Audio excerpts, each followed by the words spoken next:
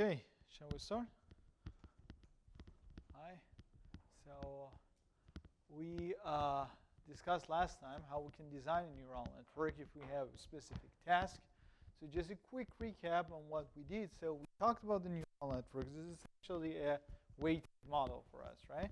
So it's a model which is just connecting the input to output. There's a specific function being described by this model. So we can say that, okay, we have this model with a bunch of weights, biases, everything for every single neuron. And then we can just put everybody in the box, right? So I thought I have the box. We could put everybody in the box, and then this is the neural network. This is the model that we have. It has a bunch of weights. And now we could have different kind of tasks, and depending on the task, at the end of the day, we want to just estimate a function, and we can use the neural network to do that, right? And then we talked about the particular problem of classification. In the classification, we're going to give the inputs, or we process the input through a bunch of features. Then we're going to get those features at the end of the day. We compute some probability, right? And then based on that probability, we're going to decide which class the input belongs to, right? So if we have a binary case, what would you put here as the last neuron in the output layer? What would be the activation? It's a binary sigmoid, right? So you're going to put a sigmoid. And that sigmoid is going to be a number between 0 and 1 that's going to give you, for instance, the probability of the input being image dog, right? And then obviously the probability of being cat is 1 minus that guy. What's going to happen if we have more than 2 classes? Cross entropy is the loss. No, we have something else here to compute the probability. Do you remember that? Softmax, you remember, right? So you could have a softmax here. It's going to get a bunch of inputs, right? Like you get your image, you compute, I don't know, 10 different features, and then you give those 10 features into something. I'm going to give you a probability of size 10, right? And then I'm going to give you the chance of every single class. And then you're going to take the guy which has the highest chance, right? That was the case when you do classification. If we do regression, we could again put a neural network there. The output, well, you might not need to activate it, or you can activate it depending on the kind of problem you have, right? But at the end of the day, you want probably a real valued output here, and then which is going to somehow describe the function, input-output function, somehow fitting to the data that you have. Right? So that was the neural network, the story. So we are able to build one neural network. Maybe we can make it very deep, which is doing the job that we have.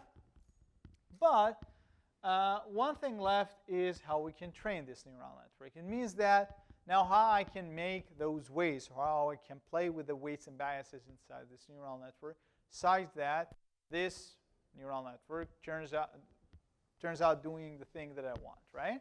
So we talked about it. The neural network is like a box, and it has a knob, right? And that knob was the weights, right? If you change the knob, the function is changing. And essentially, it has a very rich representation. Like you just move it a tiny bit, and the function changes, right? And you can represent lots of functions with that neural network. But the issue here is how I can find the right tuning of the weights, right? And this is the whole idea of the training. So what we want to do today, we want to first of all talk about the training. We see that we basically just need to compute a gradient. That means we need to do some calculus here. And we end up with the algorithm known as backpropagation. This is the algorithm which is capable of computing the gradient. Once we have the gradient, we're going to do gradient descent, right? And that gradient descent is going to minimize the empirical risk that we have. Hopefully, it's going to make the neural network behaving the way that we want, okay? So once we have done this, then we're going to see how does a training validation test look like. And then there are a bunch of few implementational considerations that we need to do in order to be able to really implement it in practice. OK, so back to the problem of training. Here was the story. So FW here is the neural network, right? W is the knob, is the weights inside the neural network. Now, you give one particular sample to this neural network. that guy goes in, and then you're going to get one output, right? Now, this sample gives you y, and then your data itself has the label v. And what you want y and v to look the same, right? For every single sample that you have, the output of the neural network looks like the label that you have. Now, how you can do it, you're going to compute this loss, right? And then you're going to average it over all the samples that you have. This is going to be the estimator of the risk, right? This is the empirical risk that we talked about. This is what I call it R hat here. And R hat is a function of your weights, meaning that once you change the weights, the output of the neural network is going to change, right? And the loss is going to change as well, right? So by changing those weights, you are able to change the amount of loss. And potentially, you want to make the loss as close as possible to 0, right? For every single point, you exactly see what you want, right? Everybody's cool? OK. So that's what you want to do. And this is the training problem, right? So the training problem is essentially to minimize this empirical risk among all possible choices of the weights, right? So I want to find the set of weights inside my neural network, which is minimizing this empirical risk. Everybody's cool? OK. Now, how I can solve this problem? Well, this function r hat w, this is not a nice function anymore, right? I mean, if the function is, if the model is as easy as a linear model, then it's going to be simple, convex, you can solve it, right? You can take the derivative, you set it to 0, then you find the optimal choice of w, right? But in reality, you are going to use a deep neural network, right? And then when you put a neural network with multiple layers, then essentially this function here is going to be very complicated, right? It's not anymore simple to take the derivative, set it to 0. Even if you can do this, you're going to end up with tons of zeros, right? And you cannot find out which guy is the best one, right? Because the function is not convex anymore, OK? So this is going to make the trouble. And the only way that you can do it is to use gradient descent. Because you know that when you use gradient descent, you're always going down, right? And once it converges, it means that you are in one local minimum, right? And the point is that you cannot really do better than that, right? The function does not give you any properties that you can find, oh, this is the right place to go. It's not a convex function that you know, for instance, it has a unique minimizer, right? Because of that, you can do nothing but using the gradient descent. And what does that mean? That means that you are going to take one step size, what we call it learning rate, and then you start from one initial weight. It means that all the weights inside your neural networks are simply randomly initiated, right? Once you initiate those weights, you compute the empirical risk. You compute the gradient of the empirical risk, right? Gradient of r hat at that particular point, w0, right? The point that you started. And then you update your weights by this gradient descent rule. So the new weights are the previous weights minus the learning rate times the gradient at that point, right? Yeah. How much of a challenge it is to come up with the loss and as a result the risk, the empirical risk function? Like, is that also a challenge? Or? No, it's not. I mean, you have the loss function, right? For instance, cross entropy or MSE, right? Then you compute for every single output, you compute the loss, right? Once you average them, then you have the loss. That's not a big deal. Everybody's cool? Questions? No question? OK. Now, the big problem here, or the big challenge here, is how I can find this gradient, right? And what does that gradient mean? That means the partial derivative of the empirical risk with respect to every single weight that you have inside this neural network, right? So it means that if I just randomly choose one neuron, touch one edge connected to that neuron, it has a weight, right? You should be able to compute the partial derivative of the output risk, the risk or the output loss with respect to that particular weight. Everybody's cool? So let's go ahead and see how we can do this. Let's start with one sample loss, OK?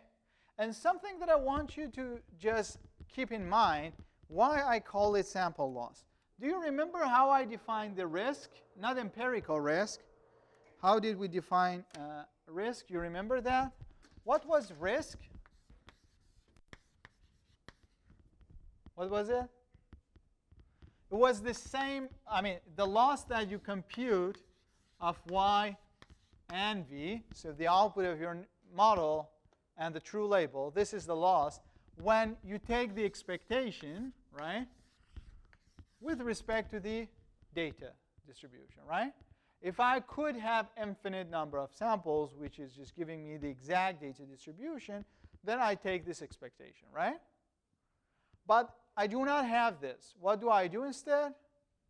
I estimate it, right? I have a few samples, so I say approximately. I estimate it by 1 over the number of samples that I have, sum of these losses, right, of every single sample and its label. Correct? No? So this guy that you see here, this one, this is actually this guy computed at one sample point, right? So this y in general and this v in general are random processes, right? Correct? So x, which is the input going to your neural network, x goes to your neural network, fw. This is giving you y, right? X is distributed with some distribution px, right? V is distributed with some distribution p of v given x, right? For every single x, you have a distribution for the label, right? We talked about it like in the best case, it could be 1 hot, right? Like image goes in with probability 1, this is dog image, right? It could be the case. And what about y? Y is simply distributed, it's given by fw of x.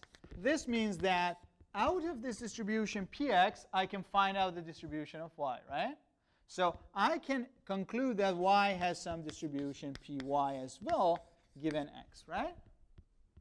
So if I know the distribution of x, then, basically this is one conditional function, which is basically like my softmax, right?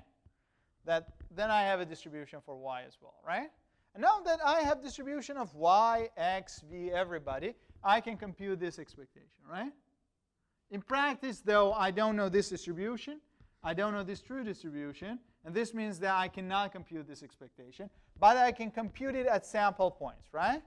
So this is like you have the loss as a random process, and then you just sample from it, right? And those samples are given here. You're averaging it as the estimator of your risk, right? Now, this guy alone, if I just think about this guy alone, right? This guy itself is, again, an estimator of the loss, of the risk, right? This sample loss here that I have, y and vn, this is a very poor, but still an estimator of the empirical risk, the risk, right?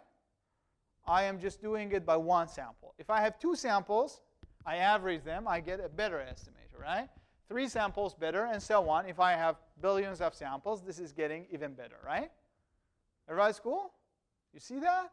So now, this is why I call this guy the sample loss, or you could say also sample risk, but the common term is sample loss. So I have this sample loss. This guy is one sample of the random process, and then the expectation of this guy is what ultimately I wanted to minimize, right? Now, one thing that you can simply do by doing basic math, so I want to know the gradient of the empirical risk, right? I want to know gradient of r hat, but r hat itself is the average of those sample losses, right? If I do know the gradient of every single sample loss, then once I average them, I'm going to get to the gradient of the empirical risk, right? The gradient of r hat is gradient of this average. Well, summation and derivative, you can just exchange them, right? Derivative of f plus y is derivative of f plus derivative of y, right? So I can first compute the gradient of every single term, and then I average them, right? So this means that I only need to know the sample loss, right? The gradient of the sample loss. If for every single sample that I give you, you can compute the gradient of the loss at the output with respect to weights, then what you want as the gradient of the empirical risk is basically just the average of that, right? Everybody's cool? Yeah. So the idea here is that we get the sample loss and then take the gradient of that and then we average it. Right, right. If I give you like 10,000 images, as long as you have an algorithm which for every single image, when it goes out, you compute the loss and you're able to compute the gradient, then you are over. Because you can send all the 1,000 images, every single of them, you compute the gradient for each of them, and you average those gradients, right? This is the gradient of the empirical risk that you want. But isn't the challenge, like, wasn't the challenge taking the gradient of this overall number? Right, right, right. And this is the first step. I haven't done that. I mean, the key point here is that I just need to work with one sample, right? I don't need to work with the whole batch of data that I have. I want to get rid of that first, and then I'm going to develop the backpropagation. Yeah, make sense? Questions? OK, moral of the story here, we need to find a way, one algorithm, which is capable of computing a sample gradient for us, right? The gradient of a sample loss for one single point. If I have that algorithm, then everything is over, right? I'm capable of doing what I want. OK, so that's it. So this means that if I have this neural network, I put this particular input at the, like, one single sample at the input. This gives me one sample at the output. I'm going to compare it with the sample label that I have in my data set. So I am going to get sample loss, right? And I don't need to go further to average it or anything. I just need to find the gradient of this guy, right? Once I can do this, everything is over. OK. Now, I want to do this. And now the key point here is that when you want to compute this gradient is the same. I mean, the weights inside your loss, your sample loss, are somehow nested. So your sample loss is a nested function of those weights that you have. And what do I mean by nested function? This is simply a nested function, right? I could have a process, a function, a program on your computer, which is taking x as the input, x goes in, right? And gives you z as the output, right? Then again, you give z to another function, f, and that is going to give you y as the output, right? Now, y depends on x as well, the very first input, right? But the point here is that it's not depending on x directly, but through a chain of processes, right? So we would say that y is a nested function of x. And you can compute the gradient or derivative here, right? If you want to compute the derivative of y with respect to x, what do? What do you use? You use the chain rule, right? And that's it. I mean, the whole backpropagation algorithm is this one, because in the neural network, this chain rule finds a very nice form. OK? So one example here, if I have y to be z squared and z itself is 3x, one way of doing it, this is the way that you always think of, right? When you were in high school, you think in this form because you always think in terms of symbolic variables, right? So x and y and z here are symbols for you, right? And the derivative for you as well is a kind of a function, right? A functional operation. Whereas when you think in terms of computer, it's a bit different story. I'm going to explain that. But what you would have done in high school, you put this 3x here inside z. It's going to be 9x squared. And then you would say, OK, if I want to compute derivative of y with respect to x, I can directly do it here, right? So I'm going to take the derivative of this guy, going to be 18x, right? This is the way that you used to do it in high school, right? But you can also use the chain rule, right? You can take the derivative with respect to y, then multiply with the derivative of y with respect to x. It's going to end you up with the derivative of what you want, right? Everybody's cool? OK. Now, let's just consider a general form of chain rule. This is the vectorized form. I have this y, which is given in terms of z1 to zl, right? So it's a function of multiple variables, z1 to zl. Every single of these z values is a function of one other x, right? And now what you want to compute is the derivative of y with respect to x. How do you do that? Maybe you tell me first, and then if everybody's cool, then we can just skip or get a bit faster over it. How can I compute the derivative of y with respect to x in this case?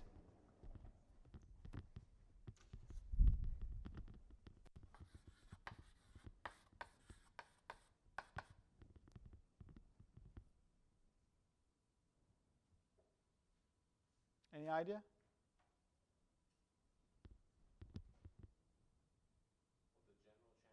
The general.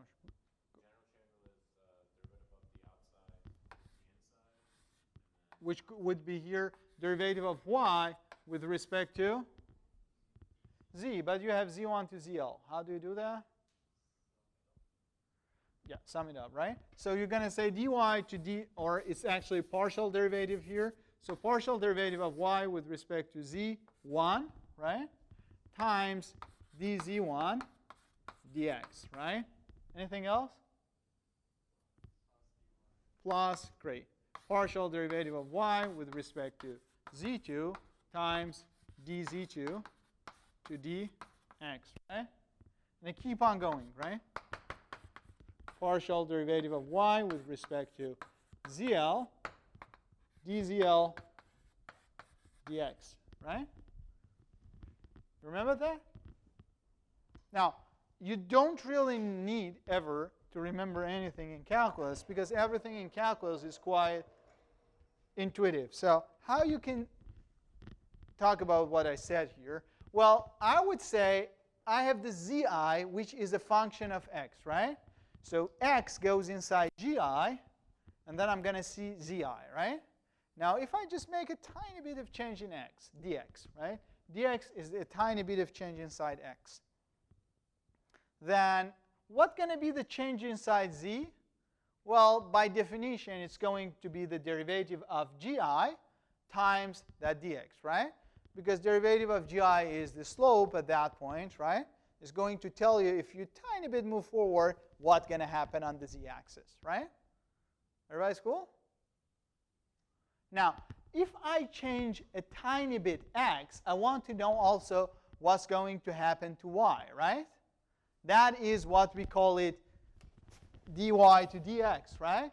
dy to dx is the difference of y when you change a tiny bit in x, right? That fraction. How does it look like? Well, I could say, okay, if I tiny bit change x, it's going to change a tiny bit z, right? Every single of them. And now, I would say, what about the change inside y? Well, if I change every single z with a tiny bit, so dz1, dz2, dz3, and so on, every single dimension, we just do a tiny bit of move, right? I can multiply that change with the corresponding partial derivative and add all of them up, right? This is the definition of gradient now, right? You just do this, and then you would say, okay, dz1 itself, or every dzi, is the derivative of g times dx, right?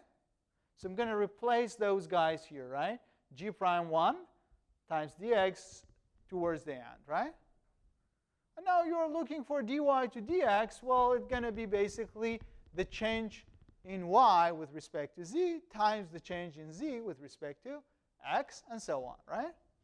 So you really don't need to remember the chain rule, even though that when you do it enough, then it's going to be quite simple for you. But you always can conclude it by intuition from the relations, okay? Now, if I have this chain rule, then this is essentially going to help me a lot to compute derivative of any nested function, right? If I have a bunch of weights which have been passed through one layer, second layer, third layer, till the output, as long as I can compute the gradient of every single output with respect to its corresponding input, I can write down the chain rule, right? I want the derivative of this guy with respect to the guy here, right? So it's going to be the first partial derivative times second one times third one till I get to that point, right? That is basically the idea of backpropagation. Now, you can talk about this whole process that I showed you on this previous slide in terms of what we call it a computation graph. Just to give you the idea, I really don't want to get detailed into that. But computation graph is like I have x. My variable is just one node on this graph, right? And then I am just passing this x through multiple functions, right? Each of them is just computing a new variable, right? So you can think of x, a part of your memory on your computer. Then G1 to GL, there are different programs on your computer. They're computing different outputs, Z1 to ZL, right? And then, again, those ZLs, all of them together, go through the next program. So they are input to the program F. That one is computing Y for you, right? And now if you want to write down the chain rule tells you as long as you have the derivative of Y with respect to every single of these guys, and again, derivative of dz with respect to x, then you can combine them back to get the end-to-end derivative, right? Everybody's cool? Questions?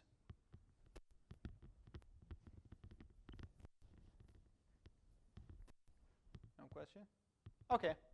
So let me give you one example here. And this example, I just want to give you a bit of idea, that, or at least help you try to change your mindset when it comes to derivative on your computer. So this is one particular example. I have z1, z2, both of them function of x, and y is written in terms of x, right? And now, one thing that I can do, obviously, I can take x, and I can put it here and then expand it in terms of x and take the derivative. Again, this is what you would have done when you were in high school, right? That would have made life much easier, right? But on your computer, x or z or y, they are simply some part of the memory, right? So you defined x to, for instance, be something. OK, I want to take the derivative at point 1, right? You define it to be 1. Once you define it to be 1, then z1 and z2 become some values, right? z1 is defined another part of your memory 1. z2 is defined another part of your memory 1. And then they're going to add up, and they're going to be 3. This is your y value, right? There is nothing like abstract x, abstract y, or z on your computer, right? They do not exist. They are just numbers, variables on your memory, right? So here, when you do this calculation, like I put z1 and z2 in terms of x, and then write everything in terms of x, and then take the derivative, I am thinking about x and z quite abstract, right? I don't think of them as variables on my computer. I'm thinking they are some objects which I put inside this expression, right? But what happens on your computer really is like this. So you are going to put x to be 1, right? So somewhere on the memory, you put it 1, right? And then you have two programs. One of them is computing z1 in terms of x, right? That very simple program. Another program is computing z2 in terms of x, right? And the other one is computing y in terms of z1 and z2, right? So as long as your computer does not know what is z1 and what is z2, it's unable to compute y, right? Make sense? Now, if you ask your computer to just compute the derivative of y with respect to x, how can it do it? Basically, again, you should think in terms of numbers, values, right? It's just a computation. What happens on your computer, since you have the chain rule, you can define a dual program to every single program that you had here. I told you z1 is an expression in terms of x, x squared, right? What is the derivative of z1 in terms of x? 2x, right? That is the derivative, right? For you can define the dual program dz1 to dx, right? That is the dual program on your computer, which again takes the x value and returns derivative this time, right?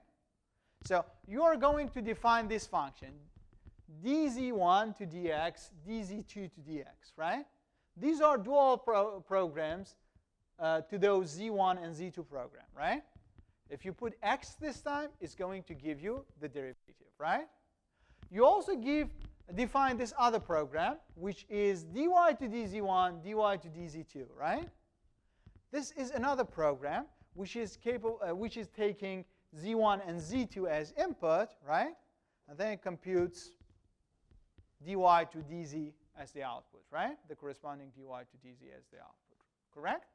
Now, if you want to compute dy with respect to dx, your computer has the value of x. It can compute the value of z1, z2. It can compute the value of y. Again, it has the value of x. It can compute the dz values, right? And out of that, it can compute, out of those dz values and the values z1 and z2, it can compute dy to dz values, right? And it can then you can write down one chain rule to compute dy to dx. Everybody's cool? You see that? So the main point here is that any operation that you do, any function that you think of, is on your computer, right? And for that one, since you have defined it, you have defined the function, you do know what is the local derivative of that function, right? You can define the dual function, right? And that one is computing now the derivative, the gradient for you, right? And as long as you have these two, for every single operation you have on your computer, you can compute essentially the derivative of any point in your process with respect to any other variable on your process, right? Using chain rule. This is the idea of autograd, right? If you just build a chain, a tree on your computer, then your computer is capable of taking any derivative that you want, right? This is what nowadays pretty much all of the programming languages have. Everybody's cool? Yes? I'm a little confused on the dual program. Okay. Like, in my mind, it's like, okay, we define these functions, and those are like the vectors of our Right. And then, so then we go on ahead and we define another set of vectors of the derivatives, or like. Yes. Yeah. Okay, so they're just another piece of. Yes, a function that you define on your computer. But the key point is that when you know how you compute z out of x, you can also find out how you can compute the derivative of z with respect to x, right? Yeah. And then it doesn't matter how you connect them, right? So I say, like, I get my input, then the first program does something, second program does something, third program does one computation, fourth program does another computation. They are going to get combined and do another computation, and so on, right? As long as for every single of these processes, you do know how to take the derivative, right? Then you can say, if I just touch one of the variables in this program, and the remaining variables except the input, they actually do not exist. They are just a part of the memory on your computer, right? If I touch any of those variables, I tell you z5, right? What is the derivative of, I don't know, w3 with respect to z5? You only need those local operations to get there. And the guy who is connecting you is simply chain rule, right? You can always do it. Make sense? Questions?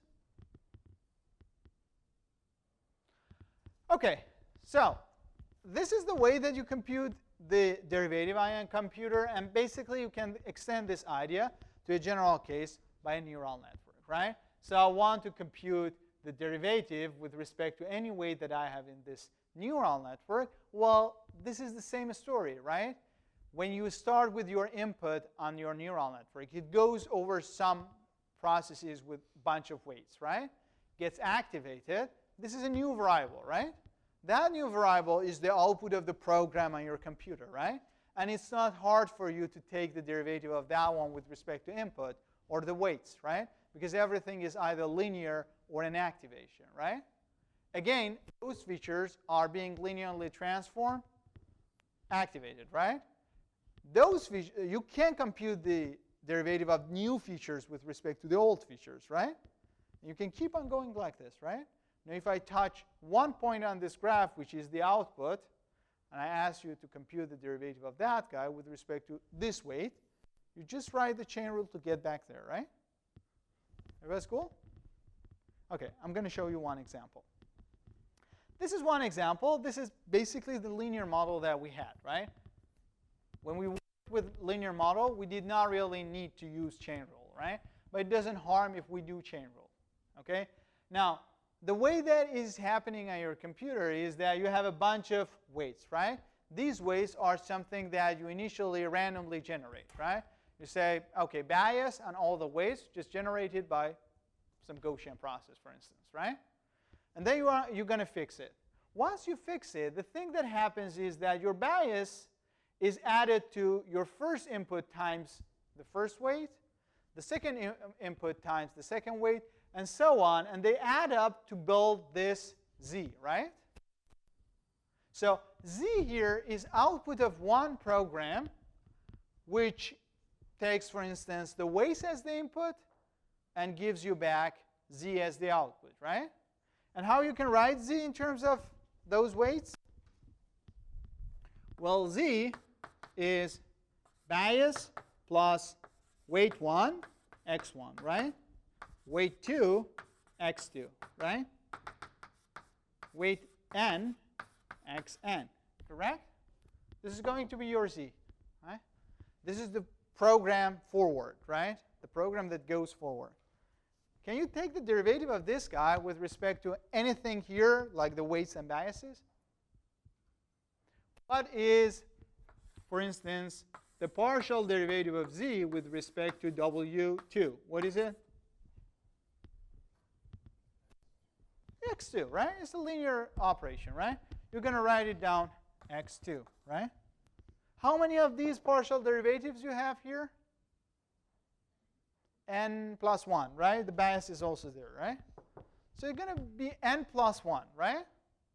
So I can define program forward, which is taking all of these weights and inputs and compute me Z. I can define the program backward, which is taking, again, x's, and if needs w's, which you don't need it here. And then it's going to compute me the derivative, right? With respect to every single parameter I have. Fine? I can define it.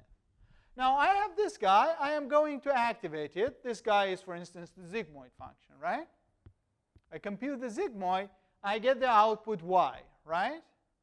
Again, how can I write down y in terms of Z? Y is sigmoid of Z, right? What is the derivative of y with respect to Z? You take the derivative of sigmoid, right? So it's going to be sigmoid prime at point Z, right? This guy is the program forward, right? It's going to get Z, gives you back y, right? This guy is the program backward. It's going to get Z, it's going to give you back the derivative of y, right? Everybody's cool? Now, if you want to just write down the derivative of your, for instance, loss with respect to any weight here, you do have all of those processes, right? You do have the dual program, which is computing the local derivatives, right? You just combine them using chain rule, right? So for every single of these operations, I can write down these derivatives, right? I can write the derivative of loss with respect to y. Can I? Can I write down that? Derivative of loss with respect to the output? Of course, right? For example, whatever the loss, whatever the output is, output minus v squared is my loss, right? The derivative is going to be 2 times y minus v, right? Depending on the loss that you have, you can easily define the derivative, right? You have this derivative. Again, do I have the derivative of y with respect to z? Yes. If I know what is the activation, the derivative of activation is that derivative, right? Do I know what is the derivative of z with respect to any of those weights? Yes. We did it just on the board, right? It's a linear operation. The derivative is simply that variable x, right? Everybody's cool? Now, if you want to write down the derivative of your sample loss r hat with respect to one of weights, How do you do that? Well, you would say, okay, maybe I start from very output, the derivative of r hat with respect to y times derivative of y with respect to the weight, right? But again, I don't have the derivative of y with respect to the weight. What should I do? I cannot directly say what is the derivative of y with respect to this weight. What should I do? One step backward, right? So I'm going to say derivative of y with respect to z, right? Times derivative of z with respect to that weight. Do I have that? Yes, I have it now. Yeah, so I can now write derivative of z with respect to the corresponding weight, right? So these are those local functions I told you, right? These are the dual programs I told you, right? And then if you want to know what is the derivative of loss with respect to to one given weight, well, you just combine those local programs, right? Questions? Everybody's cool? So you see that? What's happening? Now, you can think about a more general neural network, right? And if you have a more general neural network, I can touch any weight on this neural network, and you can do exactly the same thing in order to find out what is the derivative of your sample loss with respect to that weight. Let's try one. Let's say, so I have here like x1 and x2. It's a quite weird neural network, but it's okay. x1 is directly connected to these neurons, but x2 is first just activated by one neuron, and then these are coming into these two other neurons, right? And then these two give me some output. I'm going to combine them into the last neuron. This is my output, right? And now, I have these, H is the guy which is not yet activated. For instance, H1 is the non-activated version in this neuron, right? And this is basically the bias, beta 0, you see it, plus beta 1 getting multiplied to the input x1, right? Plus beta 2 being multiplied to the output of this neuron after activation, right? A0. Same thing for H2, right? H2 is omega 0 plus omega 1 times x1 plus omega 2 times A0, right? And A0 itself is computed from H0, which is some zeta times x2. That's cool? So it's just a neural network, right? Each time, each neuron just does a linear computation, activates it, right? And A1 and A2 are the activated versions of the H1 and H2. Now, if I want to compute the output, first I am going to compute Z. Z is the non-activated version of this output. So Z is essentially alpha 1 multiplied with A1, right? Alpha 2 multiplied with A2, right? And the bias alpha 0, right? This is Z, the linear computation again, right? And finally, you have Y, the very output here, which is the activated version of Z by some activation function F. Everybody's cool? OK. Now, if I give you x1 and x2, and if I fix the weights on this neural network, you can simply compute the output, right? You can think of x1 and x2 getting located on the neural network. They just propagate over the neural network. You see finally something at the output, right? Which is basically a bunch of computations on your computer, right? Now, what if I want to just compute one particular derivative? For instance, I want to compute the derivative. You see this one is green, right? You see the color? Like one is now green, right? It's not very good. I should have used another color. Sorry for that. But beta 1 is green, right? I'm just taking beta 1, right? I want to know what is the derivative of empirical risk r hat with respect to beta 1. OK, I want to compute that. Well, how can I do that? Well, I would say, OK, derivative of, A1, which is directly computed from x1 and A0 using beta 1 and beta 2, right? is the first activated output, right? If I do know what is the derivative of A1 with respect to beta 2, right? Then I multiply it with the derivative of r hat with respect to A1. This is going to give me the derivative I want, right? Everybody's cool? Does it make sense? It's the chain rule, right? So beta 1, once again, beta 1 is going to get connected to A1, right? The only thing that is carrying directly beta 1 is A1. Does A2 depend on beta 1? No, right? Beta 1 is a weight for neuron A1, right? It does not show up in A2, right? It does not show up in A0. It even does not show up directly in Y, right? Y only depends on a beta 1 through A1, right? So what I'm going to say, okay, A1, the immediate neuron, is only a function of beta 1, right? So I'm going to write down that partial derivative. And then the next thing, chain rule tells me, is the derivative of what I want, which is r hat, with respect to A1, right? Make sense? That is just... Now, what about the derivative of r hat with respect to A1? A1 is what is at the output of this neuron, right?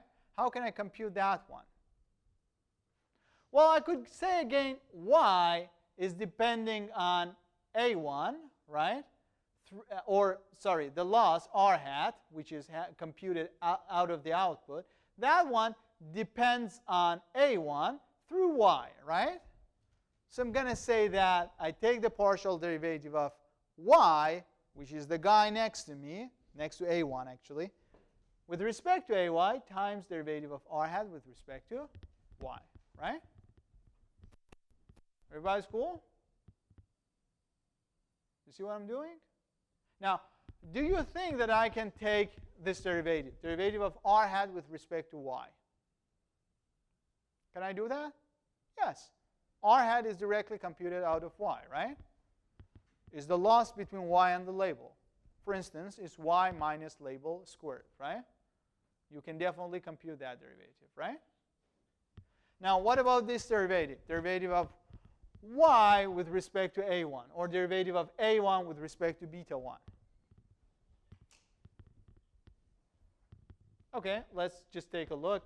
Oh, I dropped this one. Okay, maybe I do it on the board. I thought I have it on this slide.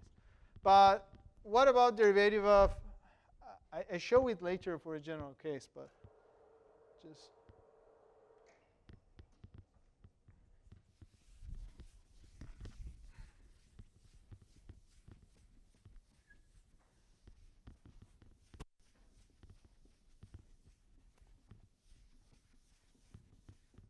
What about derivative of A1 with respect to beta 1? How can I do that? Well, A1 is the activated version of H1, right? What about H1? Look at the neural network. What is H1? Beta 1 times, right, plus beta 2 times, beta 2 times A0 plus beta 0, right? Now, if I want to compute d of A1 with respect to beta 1, what should I do? I can again open it up, right? I could say beta 1 is computing H1 for me, right? So I want d beta 1, right? I want dA1. I want dA1 to d beta 1, right? Beta 1 is computing H1 for me, right? So I first take the derivative with respect to H1, right? And then H1 comes and compute A1 for me, right? So I take derivative of A1 with respect to H1. Again, chain rule, right? Cool? Everybody's clear? Now, what is this guy, dA1 with respect to H1?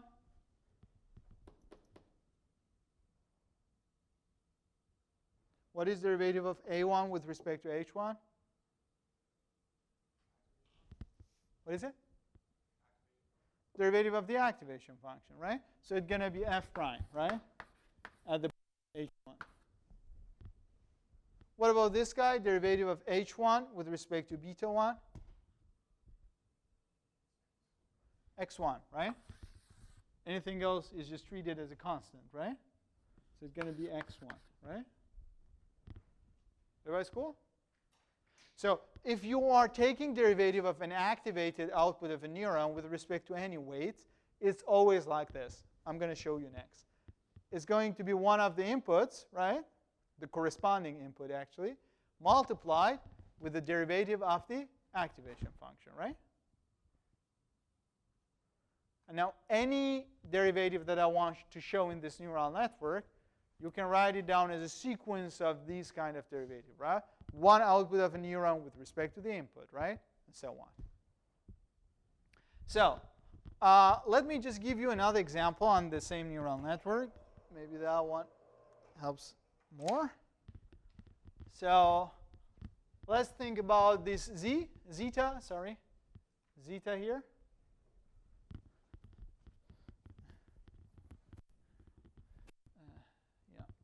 This is zeta, right?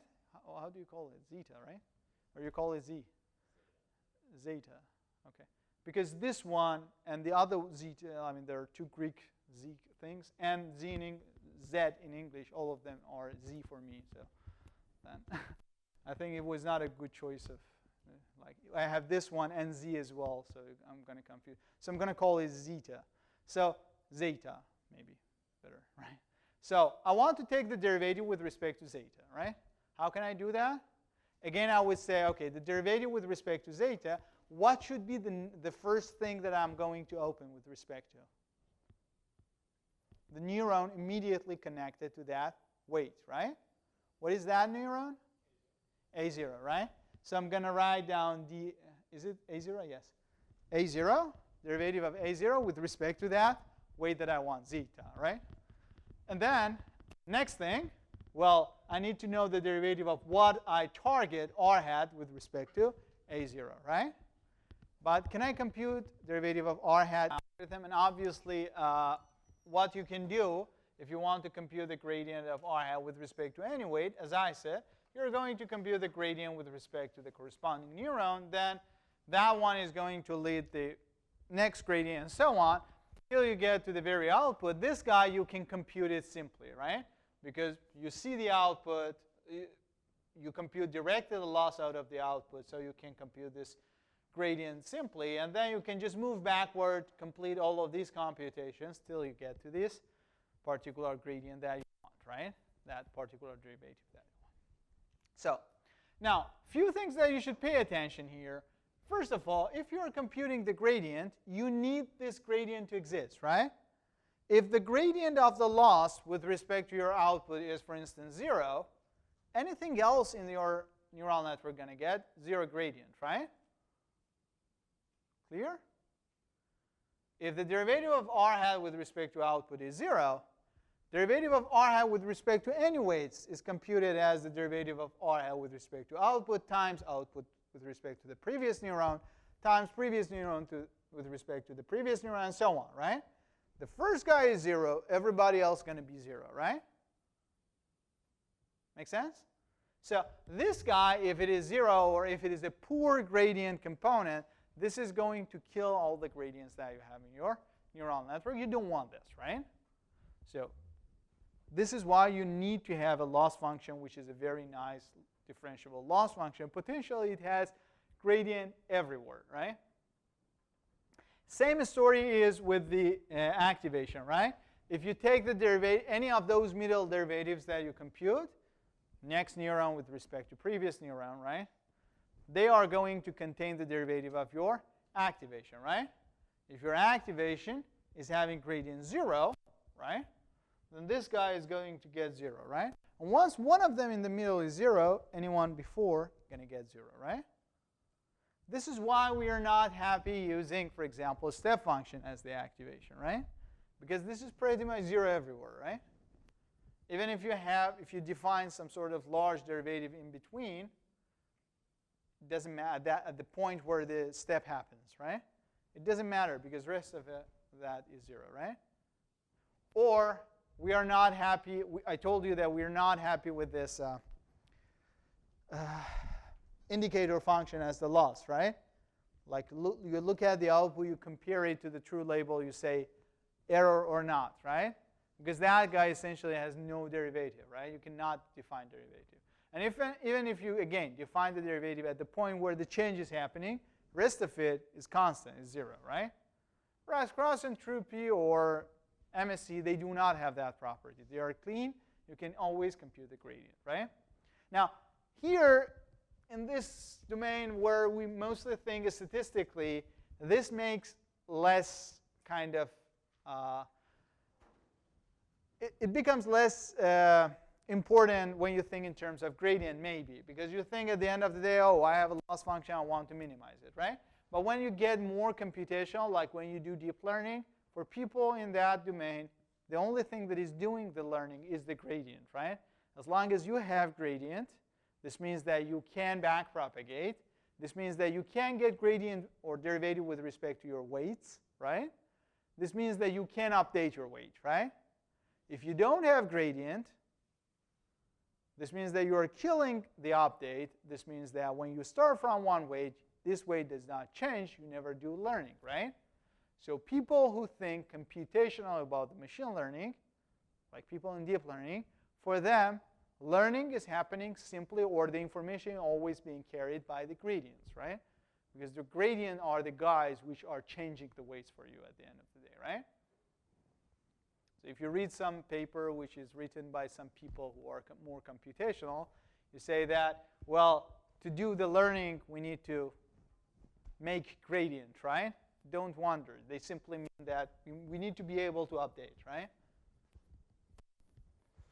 OK, so as I said, when it comes to implementation nowadays, I mean, you always have auto grad implemented already on your neural net, on your computer. So you really don't need to do any of that backpropagation. But really what is happening on your computer behind the scene is that backpropagation.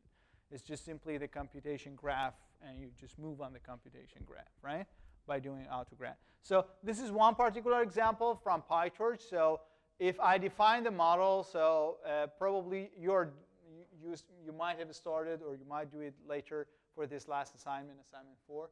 So you define the model. The model is taking the input and compute the forward operation. It means that it's going to get the image, for instance, and then does all the computation on the neural network till it gets the prediction, the output, right? And now, out of the prediction, you can compute the loss, right? For instance, you might say, OK, this is a very dummy loss. I think it would have been better if you have some square here. But anyways, you have prediction minus label. Maybe this is the kind of loss you are defining. And then you want to know what is the derivative of your loss with respect to any weight that you have inside this model. Well, you need to just do the backward method, or apply backward method on your variable, right? And what is happening behind the scene is that when you build that model, right, behind the scene, PyTorch makes a computation graph. It says, like, the input goes in, then the first non-activated feature is computed, get activated, next one computed, get activated, and so on, right, till the very output. And then you just say backward, right?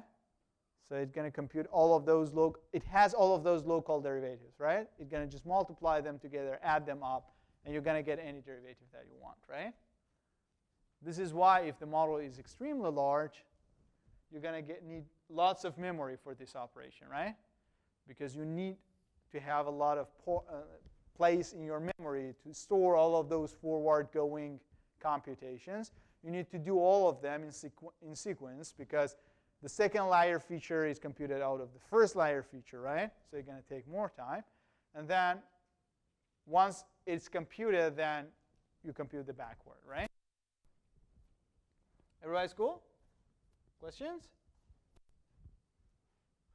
OK, now you can take a look at Goodfellow textbook.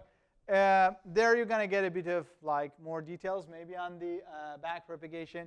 One interesting thing is that when you have a neural network which is fully connected, then if you write down the backpropagation systematically, then it turns out the backpropagation is again exactly like a fully connected neural network. Like you compute, put the input, features, features, features, output, loss, gradient, right? Fully connected operation, backward on the gradient now, right? You multiply with the derivative of activation. Again, fully connected operation on the gradient this time again, right? Activation and so on, right? This is why people call that one forward propagation when the information goes on, right? And they call this one backpropagation. Some people used to call it error backpropagation. Like the gradient was essentially an error, right? You just propagate it all over your neural network to find out what is the share of every single weight you have in this neural network in that error, right? And then you try to compensate for it using gradient descent. Make sense? Questions? OK, cool. So that's regarding the backpropagation. So that one is the key point or key algorithm that is enabling us to do the gradient descent. Now, the next thing is that what if we want to really do the training? Well, you do know right now how you can do line 5, right? This is the gradient descent that we talked about. You want to train your model, so you compute the empirical risk. And right now, you do know how to compute that empirical risk in line 5, right? The gradient. Well, you need to compute the gradient of the sample loss. You can do this one by backpropagation, right? And you average it. Once you average it, you're going to have the gradient of the empirical risk, right? And then you can use that to update, right? But let's think about, so this would be the complete algorithm, right? So you start with a learning rate, you initiate all the weights randomly, and then you get into the loop, and you keep repeating the same procedure. So you compute the new weights, right? You compute the gradient at the new weights. In order to do that, you need to just get all the samples that you have. You do the backpropagation on every single sample, right, to get the gradient of the sample loss. You average those guys, right? This is going to be the gradient of your empirical risk. Then you update, right? And you go for the next iteration, right? Everybody's cool? Yeah. Does it always converge? Well, in practice, we do not wait to converge. I mean, it converges, but we usually do not wait to converge. We're going to limit it into a maximum number of iterations. But it feels like it's really subject to the initial setups with Well, if the model is the case, but I'm going to explain it a bit more. But I get what you say. I mean, you think like if W0 is changing, it could change. That is correct, but if your model is deep enough, large enough, then that change is going to be very tiny. I guess what I mean is like if there's value, and there's a cliff, and then if That's right. That's right. That's totally right. and then the initial setup is only stuck in somewhere in the valley. Right, right. Yes. But this is the point I said. Really deep, okay? Then going to have valley, like your minimum is always interesting to think about it. Like the minimum loss you can have is, for instance, 0, right? And then you have this loss surface, right? No, it's going to just hit the ground in the global minimum, right? If your model is shallow, then you're going to have lots of those valleys. It's going to touch here.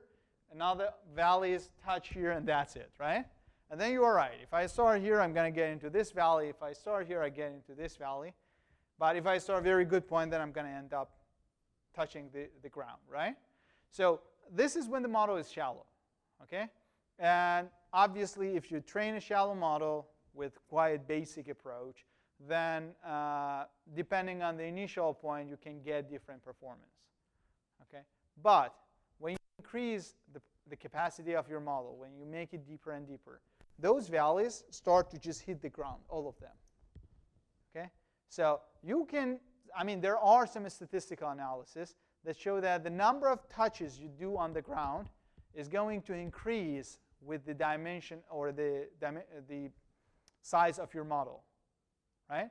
And then at some point, it doesn't matter where you start, really. You always get into a valley, which is ultimately going to hit the ground. This is why the deep models are working very well nowadays.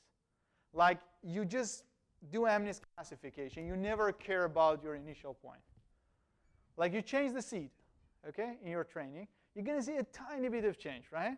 Maybe in the order less than 1% in the accuracy, right? This is the main reason. If it was old days, then you'd see high variance, obviously, because some of those values take you to 85% accuracy, but the good guy hitting the ground is taking you to 90%. But nowadays, those values, all of them, are pretty much hitting the ground. And because of this, like, depending on seed, you might change in less than 1% accuracy. Yeah? If you do assignment 4, you're going to see that. I mean, you try it with multiple seeds. They change, but it's very tiny. Make sense? So does that mean it has like multiple global names? It's not that global, really. I mean, it definitely has multiple global, okay? And there is, obviously, when the problem is non-convex, the number of global optimums is, or if you define a vicinity of the global optimum, because you might have really few global optimums, but they are like in the order of 10 to power minus 10 different local minimums, right? Then you need to define a vicinity, right? And then within that vicinity, it means that I have the surface, and here is the ground 0, right? I put one cut at 10 to power minus 10, right? And it doesn't matter. You tell me even smaller, 10 to power minus 15, right? And then you can show that as the size of the model is increasing, the number of the guys getting under that surface are going to increase exponentially. This is... You probably come up with different solutions. Exactly. A lot of solutions. Right. This optimization problem NP hard, because you have exponentially hard number of candidates to try, right? But it makes the training very efficient, because you don't care probably if you just take one point, you're going to end up with one of them, right? The chance of ending up with one of them is increasing, right? Interesting. It's at the same time curse of dimensionality and like the generosity of the dimensionality, right? Yes?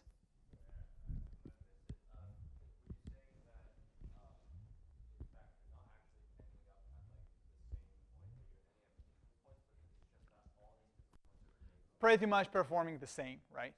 Yeah. So if you do assignment 4, you try with different seeds. When you start with different seeds, you're initiating with different weights, right?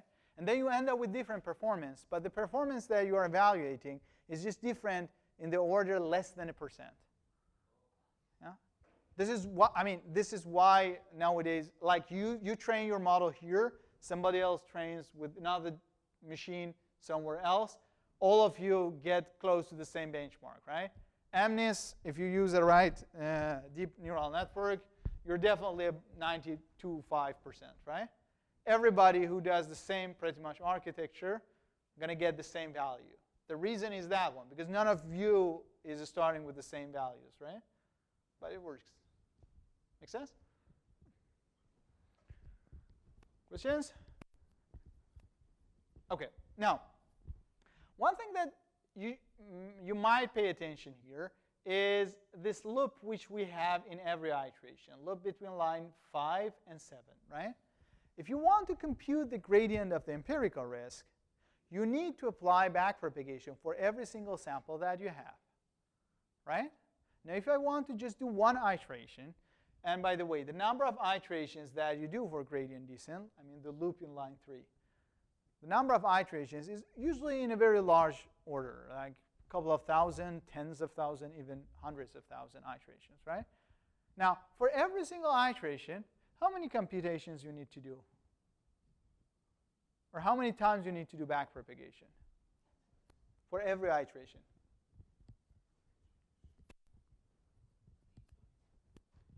What is it? Sorry. D, what is D? D is the, here is the data set. Number of, yes, right. Number of sample inside D, right? If it's the, like, if you have, I don't know, 1,000 samples, then 1,000, right? Okay? You see that, right? Now, do you have any idea what is the typical choice of D?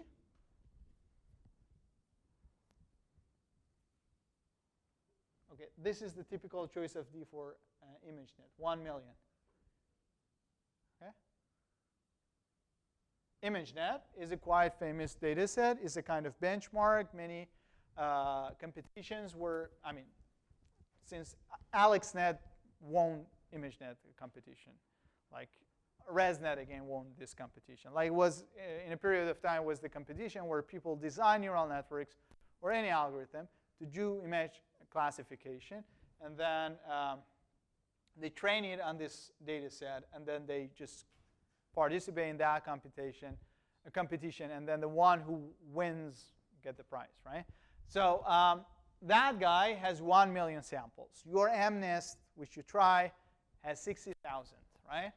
And this means that when you want to do this gradient descent, you need to compute 1 million backpropagations for every single iterations that you want to do, right? I know if you want to do 10,000 iterations, 1 million times 10,000, right? 10 billion backpropagations, right? That is huge. You cannot afford it. So this is what we call it full batch training. What do I mean by full batch training? It means that when I compute the gradient, I am, or gradient of empirical risk, I am computing the backpropagation or the sample gradients for all the samples that I have in my data set each time, and then I average it, right? But the question is that, do I really need to do this, right? Now, let me just get back to the one I wrote you at the beginning on the board, and then I hope that you see what I want to say. Okay. Now, we computed R hat, right? We computed R hat. This guy was R hat, right? Correct? But R hat itself was an estimator of this risk, right? And we could not compute it because of this expectation, right?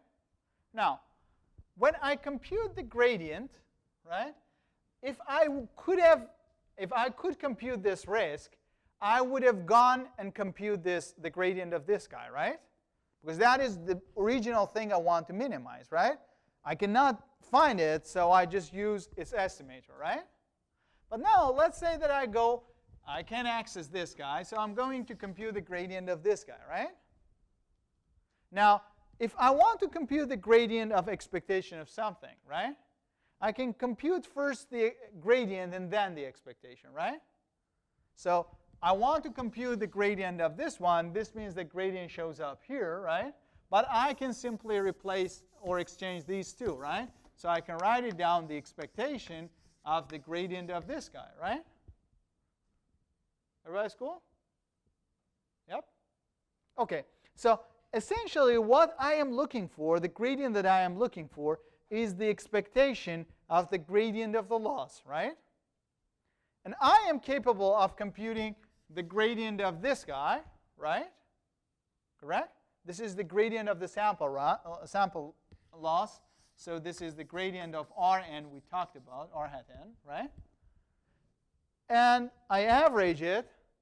Well, the thing that I compute, it means the gradient of the empirical risk, right, is actually, again, the estimator of the gradient of the original risk that I wanted, right? Everybody's cool? Everybody sees that? Yeah? Now, the point is that if I cannot afford averaging it over all the endpoints that I have, can I find, again, an estimator of this gradient with less complexity? Well, this guy itself is also the estimator, right? It has high variance, of course. It's not the perfect estimator, of course. But if it is too expensive to compute that average, maybe I can take this guy, right? Make sense? So this gradient, this sample gradient that you compute, the empirical, or the gradient of the empirical risk, both of them are estimator of the gradient of the regional risk, right? And then the question here is that how much computation power you have. If you have a lot of computation, you can go ahead and compute the gradient of the empirical risk directly, right? If you cannot do it, maybe you can reduce the complexity, right? And you can reduce it as low as just taking one sample gradient, right? And that sample gradient is still the estimator of this gradient that you want, right? Now, this means that this gradient maybe is telling you to go to this direction, right? The original gradient might have been here, right? The gradient of the risk, right?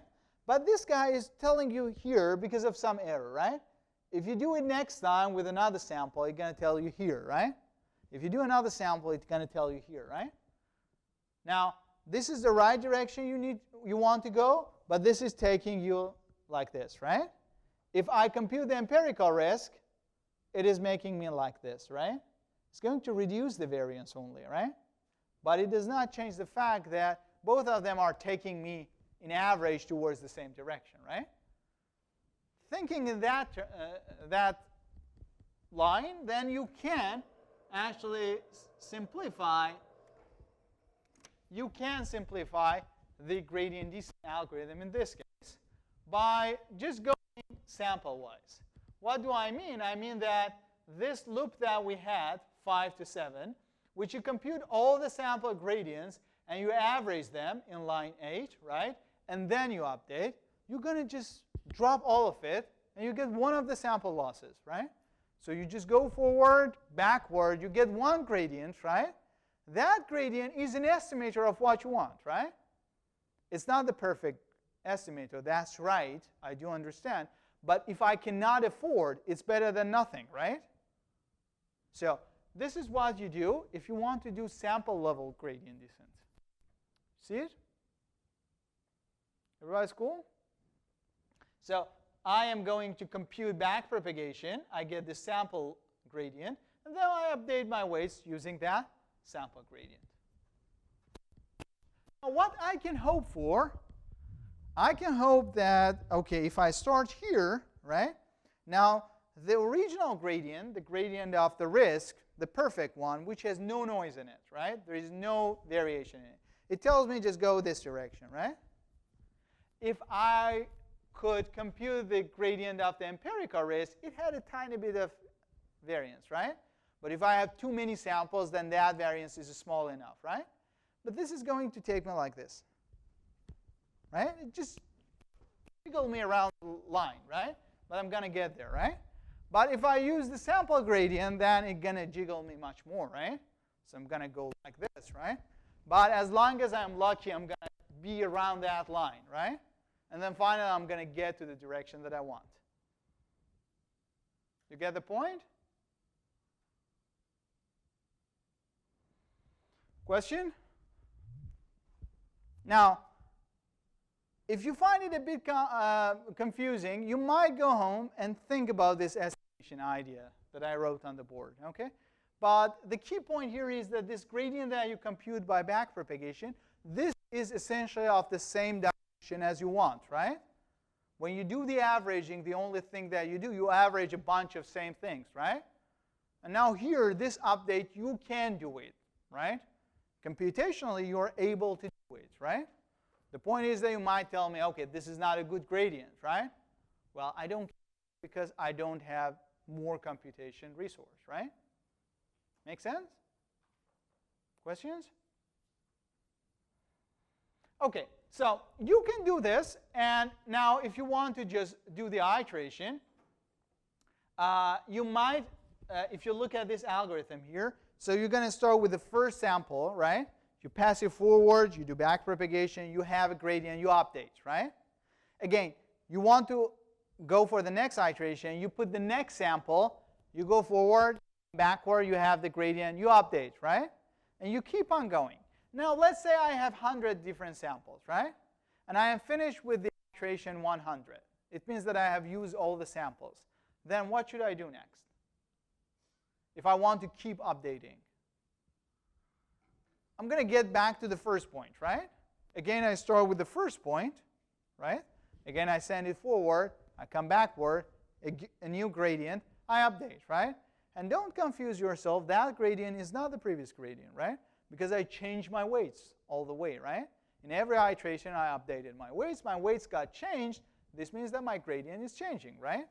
You're each time computing your gradient at the particular weight that you have, right? Once you leave that iteration, your gradient is expired. You cannot use it anymore. Everybody's cool? Questions? But there's one point here that could happen. What is the point?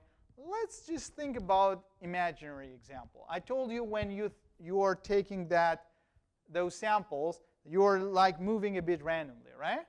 Now, what's going to happen if you move like this? Like the first sample takes you here, which should have been like this, but you came here, right? The next sample should again take you here, but because it's noisy, you get here, right? You keep on walking like this, right? Because they are very noisy, right? And then at the very, very end, you just get back to the very first place. What's going to happen then? What's going to happen if I do the next iteration? You go exact same path, right? Because I started from point A, right? First update, second update, third update, fourth update, last update, point A, right? If I again do the same updates, I'm going to take the same path again, right? So this is going to make this trouble. How you can get rid of that issue? Simple idea. Before repeating your data, just shuffle it, right? Everybody's clear? So when you start computing the gradient, I think I have it in this, right? Just shuffle it before you just go for the next round of using your data. So if I start with one weight, I keep updating. Each time I do backpropagation, I update by gradient descent. But once I finish my data in my data set, all the samples, then before I start again computing gradient, I shuffle all the data, right? This means that when I start here, maybe in the first round that I'm using my data set, I just move all the way and I get back here, right? But next time, I am not going to use the data which takes me in this direction, right? I'm using randomly another data, and hopefully it's going to take me this direction, right? And then I'm going to move, maybe I get out of this point, right? Everybody's clear? You see what I'm talking about? Now, obviously, this is not going to happen that you start from one point and you exactly get back there, but you can just move around it, right? Like you have a bowl and you want to go deep into the to the valley, right, and bottom of the bowl. And then you can just go in the steepest direction. This is the best way, right? But if it is very noisy, then you can just, it could happen that you are just moving like this, right? And it's going to take forever for you to get to the bottom, right? If you just randomly change it, it might be that somewhere in between you could just get one step down, right? And that's going to help you to get faster to the bottom, right? Everybody's cool? Yes. So in the sample gradient descent, the whole point was that we only use one sample Right. to calculate the gradient. Right. So then in that scenario, like we're not really going down the data set. It's just one value that we're using. Right, right. One sample, right. So even after we calculate, like update the weights and then we calculate the gradient, it's still the same data point. No, no, no. You go for the next sample. Oh, you don't do that mistake. This one, like Rn is n is like n1. Oh, maybe it was not the best idea the way that I've written it. But here, what I mean, like you get your weight, right? You compute this gradient, you update. But in the next iteration, this one is the next data point. If you always work with one data point, then you are fitting your model to just give you the output for that data point, right? You don't want this to happen, right? It's like you are just training on a data set with a single data point. This is not the case, right? That make sense? Yeah. Yes. You do like a combination where, let's say, you have like a bunch of data points, like let's say you can use like a bunch of hundred and then you integrate it with just those hundred. Yes, this is what we do next. This is what we call the mini batch stochastic gradient descent. That is what you use nowadays on PyTorch. I mean, when you are training, right? Obviously, we don't do it really single sample stochastic gradient descent. Questions? So you got the idea of SGD, right?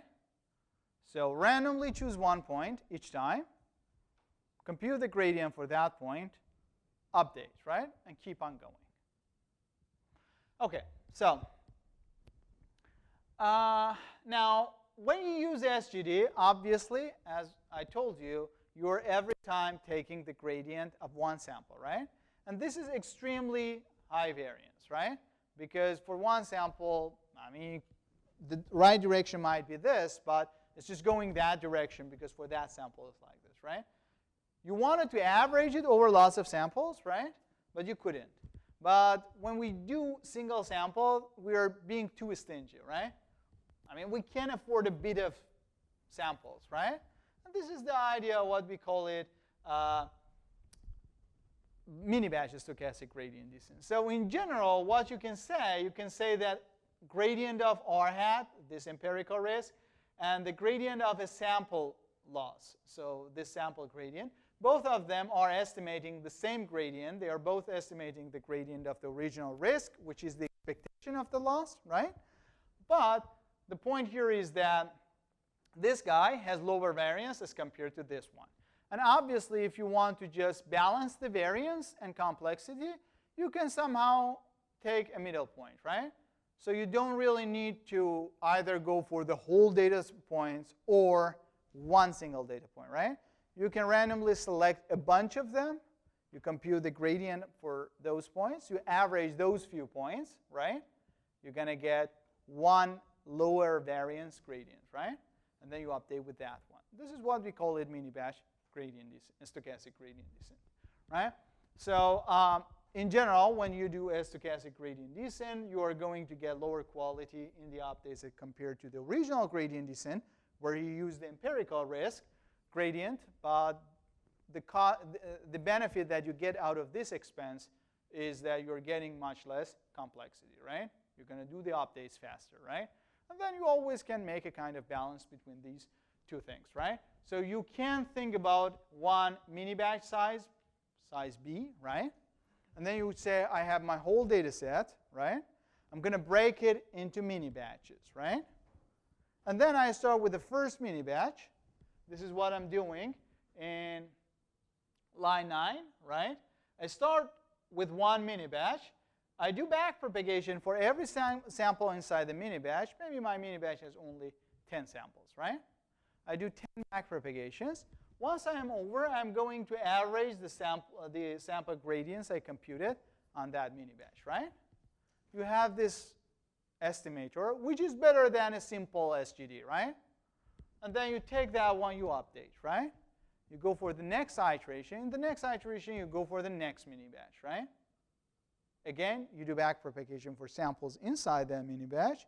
You average, you update, you go for the next one, right?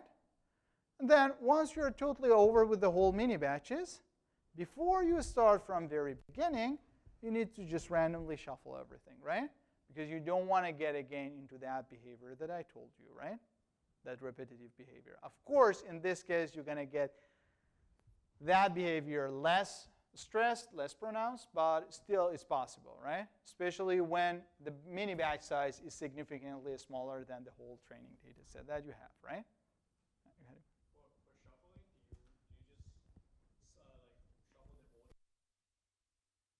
the order? Typically, you do just shuffle the mini batches, so you don't shuffle things inside that. But if you want to be like extremely precise, you should shuffle all the samples and again batch them from scratch, right? But this is not at least what is happening on PyTorch, right?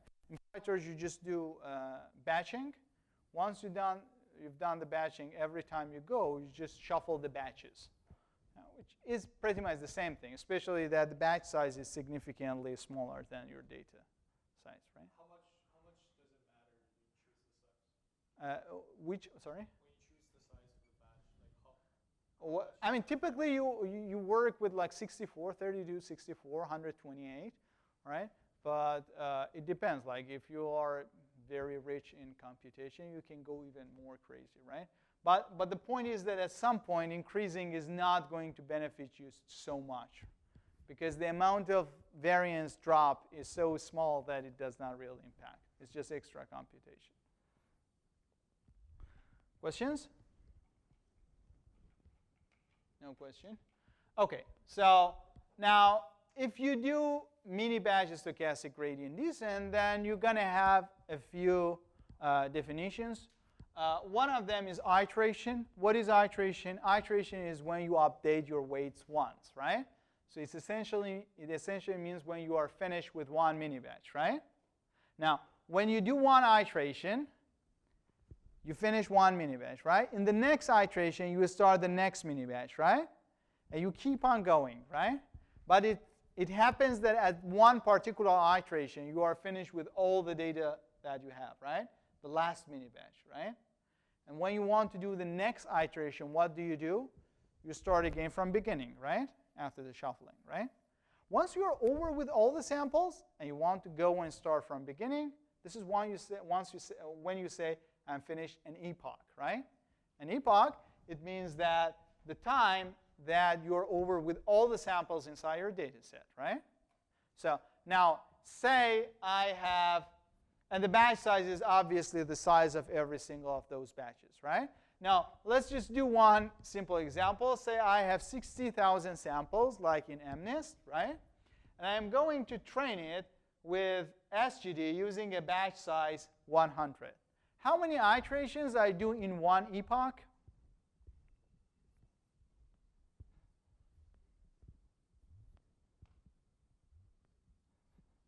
How many iterations?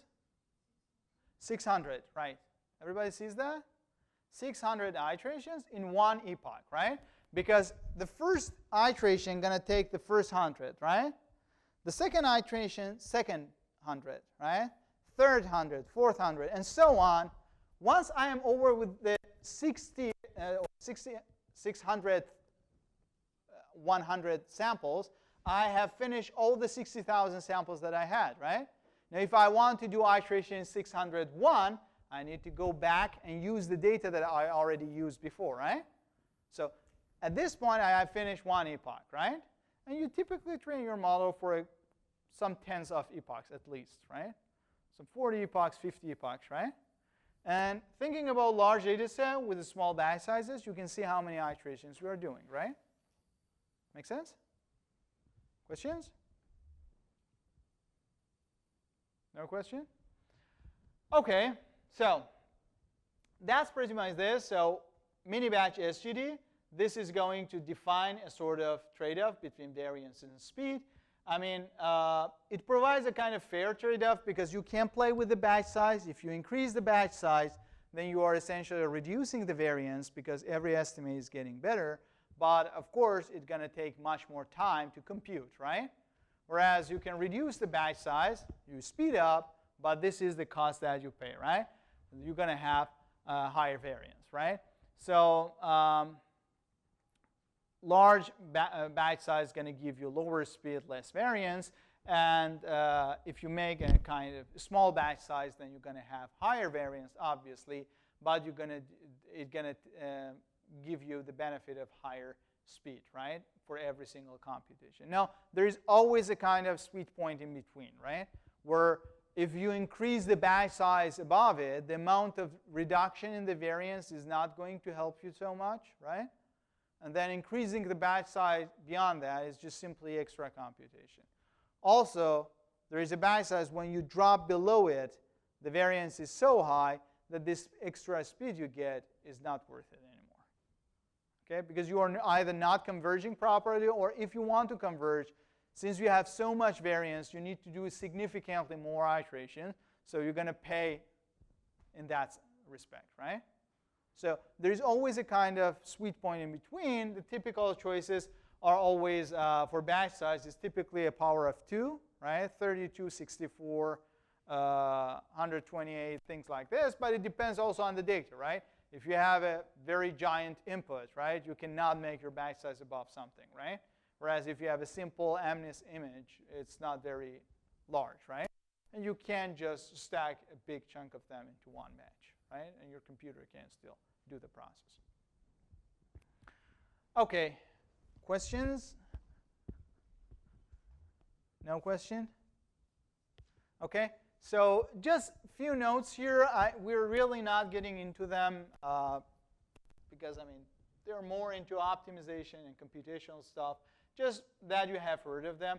So the mini batch SGD that we talked, this is the most classic algorithm that you use for training, but there are also some other approaches that can help you to improve the quality of those estimators. For instance, you can use momentum, which is basically the moving average you compute on your gradients, right? The gradients that you compute for every mini batch, this is an estimator, right? And then you could say this has a variance, right? To reduce the variance, you're going to compute the moving average. This is what we call it moving momentum, right? And if you do that, you're going to reduce the variance, but you're going to add a bit of bias to it, right? So this is one way that you can do it. When, for instance, you use it, when you use SGD on PyTorch, you already have this choice to enable momentum, and once you enable that, this is going to compute that moving average for you. You need to play with the coefficient there, and I mean, you're going to get a bit of sense if you try a couple of examples.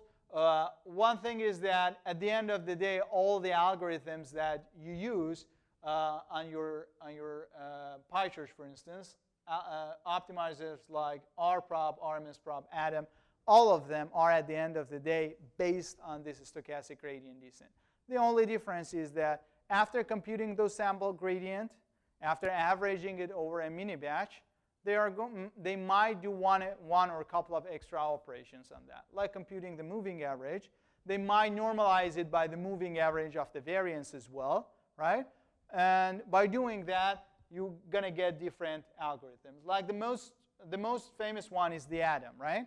Which is using the moving average for the gradient. It's going to normalize it by the moving average of the variance of the gradient. And why? Well, it needs a long lecture to explain you why, but if you are interested, you can take a look.